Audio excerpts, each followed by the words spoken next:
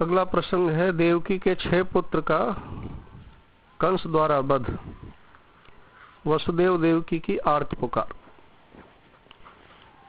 कंस ने जब से नारद जी से सुना कि मैं पिछले जन्म में कालनेमी राक्षस था और विष्णु भक्त हनुमान ने मुझे मारा था, तब से वो और खींच गया था।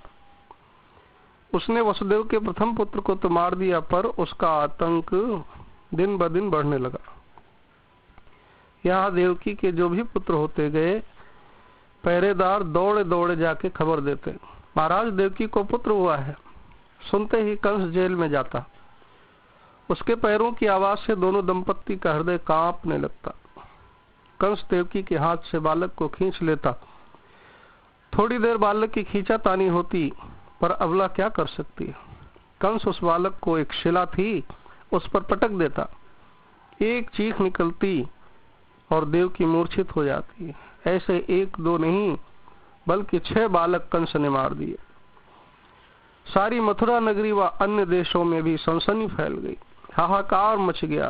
सब मन ही मन कंस को गालियां देते थे और जगत के रक्षक श्री हरि को प्रकट होने के लिए मना रहे थे। प्रश्न उठता है कि भगवान के माता पिता को इतना कष्ट क्यों मिला?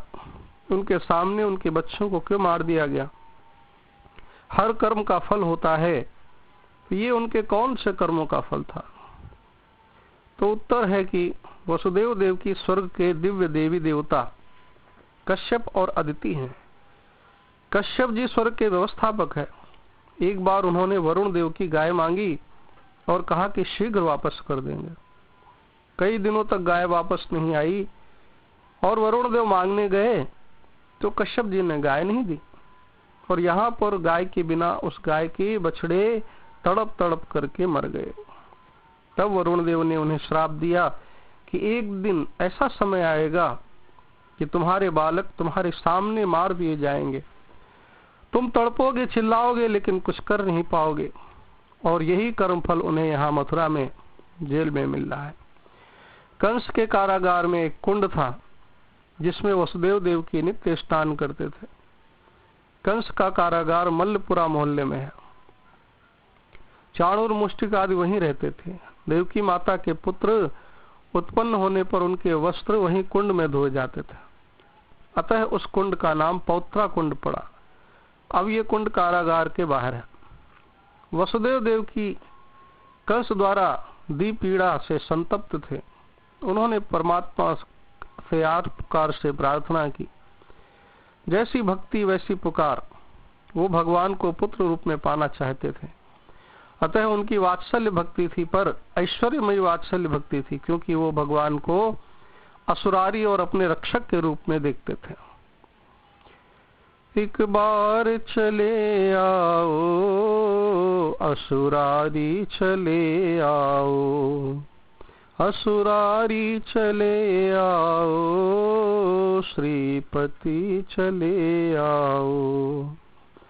मेरे दिल में जो छाले हैं वो किसको दिखाएं हम, मेरी सुनता नहीं कोई, ये किसको सुनाएं हम।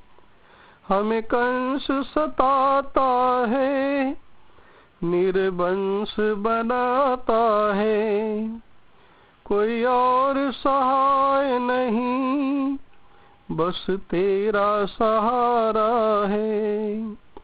एक बार चले आओ असुरारी चले आओ। विपत्ति विनाशन दुख दमन जन रंजन सुर राय, अब हमको कहो नहीं तुम बिन और सहाय। बिनती प्रभु सुनाए मन मह दंपति दुखित अति, होत न प्रगट जनाए कंस असुर के त्रासते। कहते हैं कि जब सारे मंत्र और उपाय फेल हो जाते हैं, तब अंतिम साधना रुदन है। इसे निस्साधन भक्ति कहते हैं। सच्चे हृदय से आर्त भाव से क्रंदन करो, ये सबसे बड़ा मंत्र है। दोनों की आर्त पुकार गोलोक धाम तक पहुंची। प्रभु का हृदय करुणा से भर आया। तुरंत संकर्षण शेष भगवान को माता देवकी के गर्भ में जाने के लिए श्री कृष्ण ने आज्ञा दी।